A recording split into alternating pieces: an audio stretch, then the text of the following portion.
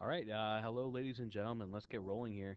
We're going to go ahead and work through this worksheet together, relationship homework one. So it's actually going to be like the first homework assignment I gave you last Monday, but stuff on here is pertinent for the test. So let's jump into it. So for question one, I'm asking you to solve for x and y and kind of justify your steps along the way. Now this isn't a proof, and that's really something to kind of keep in mind that you're not writing a proof here, but what you are doing is kind of justifying the basic steps that you're using to solve. So let me demonstrate what I mean. Whenever you're dealing with a problem like this, the first thing you should really do is kind of make yourself a plan. So if I'm looking to solve for x, I'm looking to solve for y, I want to make some really basic observations. The first one, of course, being if I'm looking at this angle and the angle right here, CBD, those are going to be linear pairs, and since they're linear pairs, they'll be supplementary. Supplementary gets you an equation they can actually substitute and solve. So that's going to actually be my first step. So step one here, and I'll label them. I'll have 5x plus 25 plus 2x minus 20 is going to equal to 180 degrees, and my justification here will be supplementary, or definition of supplementary.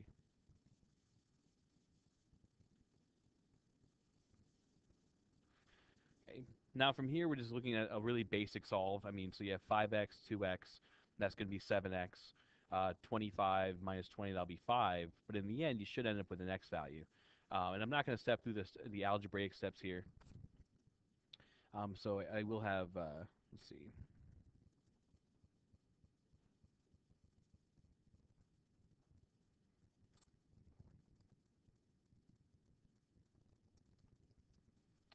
So I will end up with 7x is equal to 175. And that'll allow my x value to be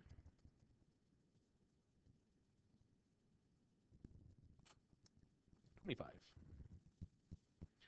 Now once I have this value of 25 established for x, it's just a matter of taking the 25, putting it back into your expressions, and figuring out some angle values. So if this was now 25, this first part of the expression would be worth 50. 50 minus 20 will actually be 30 degrees.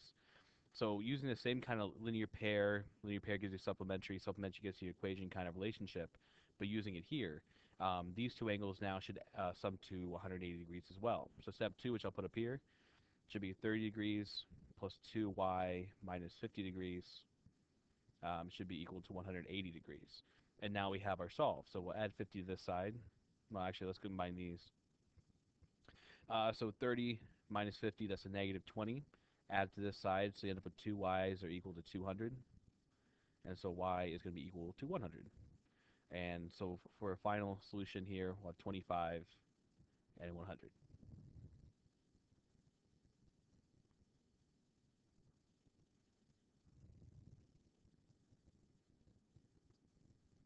Okay, on to question two.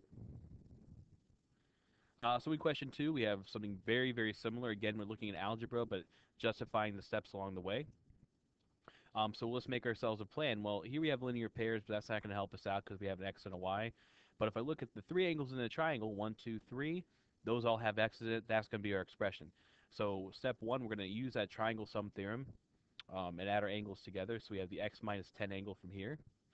We'll add the 2x minus 5 angle, the one that occurs at D, and add the one that occurs at C, 3x minus 15, and that should be equal to 180 degrees. Justification, of course, being the triangle sum theorem. Now we're on to some algebraic steps here. Here's an x, a 2x, and a 3x. That's 6 x's. We have a minus 10, minus 5, minus 15. That's a net negative 30, equal to 180. Add the 30 to that side, we'll have 6 x's, and that should be equal to 210 degrees. And then, of course, dividing by 6, we'll have x to be 35 degrees. So just like the previous problem, we'll take this value for x.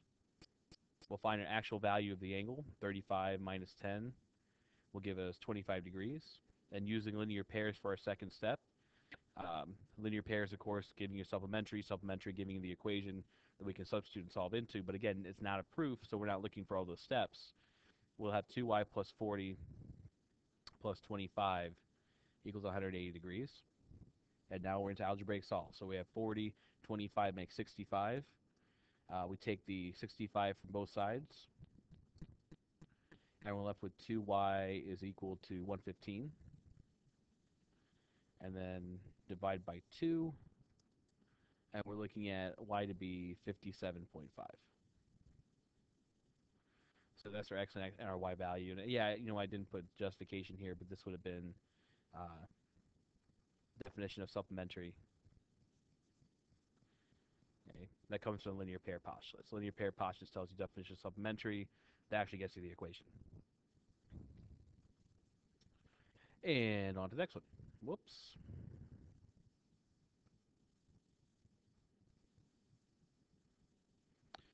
Okay, find the link to the segment graph below. This was designed to actually prep you for the work we did today, which was a distance formula kind of stuff. So lots of ways you can approach this. I mean, you can certainly just count 1, 2, 3, 4, 5, 6, 7, which will give you a total length of 7. You could also coordinate and then run your subtraction problem. So 1, 1, 2, 3, 4, 5, 6. And then 1, 2, 3, 4, 5, 6, 7, 8. 1, 2, 3, 4, 5, 6. Well, if we're looking at a horizontal distance, we're looking at a difference in the x's. So this distance would be defined to be the absolute value of x1 minus x2. Oops.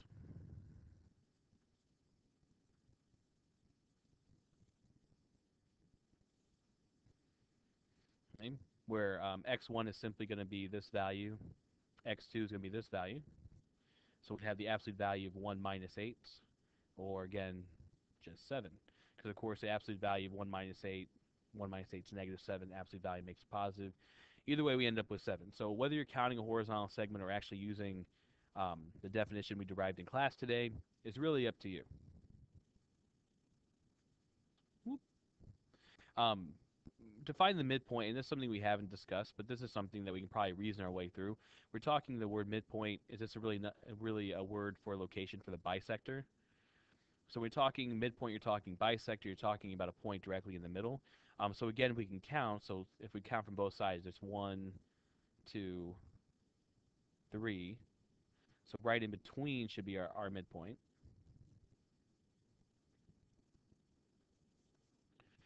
Okay, so if our midpoint is right here, we can simply count. That's going to be 1, 2, 3, 4.5. So we can say our midpoint is going to be at the x value of 4.5. And then, of course, the y value wouldn't change. That's going to be 1, 2, 3, 4, 5, 6. So 4.56. Okay. Also, if you think about midpoint, it could be thought of as an average. So again, if we coordinate this being 1 comma 6, this being 8 comma 6, it's going to be right in between 1 and 8. Well, I mean, that's an average, right? So that's like taking the average or the mean, in which case you'll add both, we'll add 1 and 8 together, divide by 2 values in that set. Hence 9 divided by 2, also equal to 4.5, which just gives you your x value, but the y's aren't changing anyway. So the midpoint of the segment is 4.5 comma 6, and whether you count it out using logic or actually do a calculation, both are equally good. I'll get that one of these days. Okay, so now to some basic test review. Explain why it's impossible to be collinear but not coplanar. Uh, well, to think about collinear, coplanar, first of all, you have to understand when we're talking about coplanar, we're talking about 3 points. So another way to say this question is if I give you 3 points, tell me why those 3 points can form a straight line, um, but in forming that straight line would have to be in a plane. So that's another way to read this question. Can you be in a straight line but not all be in the same plane? Well, consider that for a moment. Like pick 3 points that are collinear. Let's just call them, I don't know, x, y, z. Okay. Because they're collinear, that means I can define a line that passes through all 3 points. Look at that beautiful line.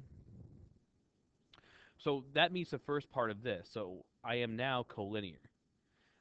I claim, though, if you're collinear, you automatically coplanar, meaning that these 3 points lie in the same plane. And I believe they do. In fact, we can define it pretty well. Like I'm just picking one, really, of a infinite number of planes these could lie on. Okay, so there's a possible plane that contains x, y, and z. Like imagine x, y, and z laying on top of a piece of paper.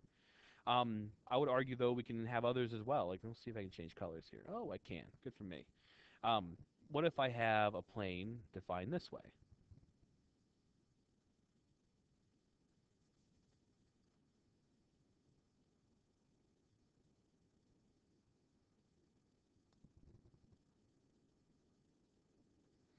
So again, passing through these 3 points, but on a completely different plane as this one. So that's two possibilities. Either way, x, y, and z, in virtue of being collinear, have to be coplanar. Um, the reverse would not necessarily be true. Like if I pick 3 points and make them coplanar, they're not guaranteed to be collinear. But that's not what's going on here. What's going on here is I'm saying pick 3 points that happen to be on the same line. Is it possible for them not to be on the same plane? Well, no, that's not possible at all. Like the 3 points, because lines are what compose planes. If I pick three on a line, those are automatically in a plane as well. Okay? So that's my explanation. Like I'm not writing it out, but you guys heard it verbally.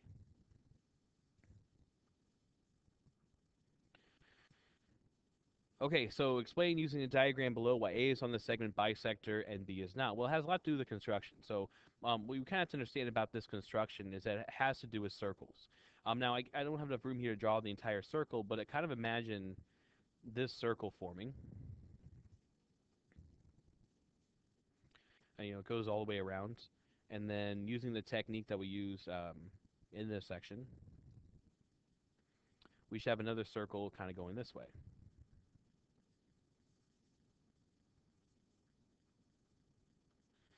Okay? So the reason why the intersections found the bisector had everything to do with the radius of the circle. Both these circles have the same radius. That was chosen by the compass points. So if I consider that this point of intersection serves both as a radius of this circle and a radius of this circle, okay, then of course at this point where they intersect should be equidistant to both endpoints. That's by definition what a bisector is. It's points that are equidistant to two endpoints of a given segment. Same should be true for the bottom. Like if I consider this radius and I consider this radius, they are congruent because they are the same radii. But again, where they intersect is a point that's equidistant to both endpoints because it lies on both radius, or radii, excuse me. So if I know this is a point of the bisector, this is a point of the bisector, well, if I connect them using a straight edge,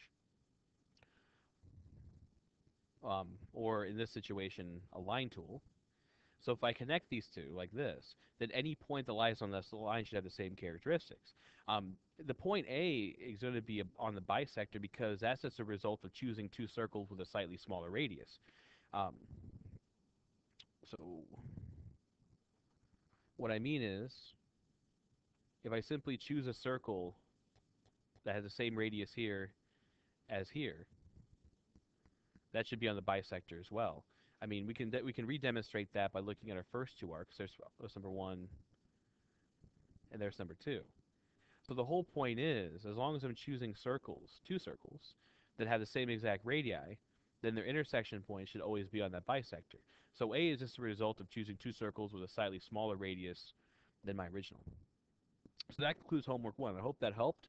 Rewatch the video if you need to rewatch the video. If you're watching this at home, just kind of backing up your knowledge and preparing for your quiz tomorrow, awesome. I'm going to keep posting them. In fact, in the next video, I'm going to do the next homework assignment. So good luck. And that's all I got for you right now.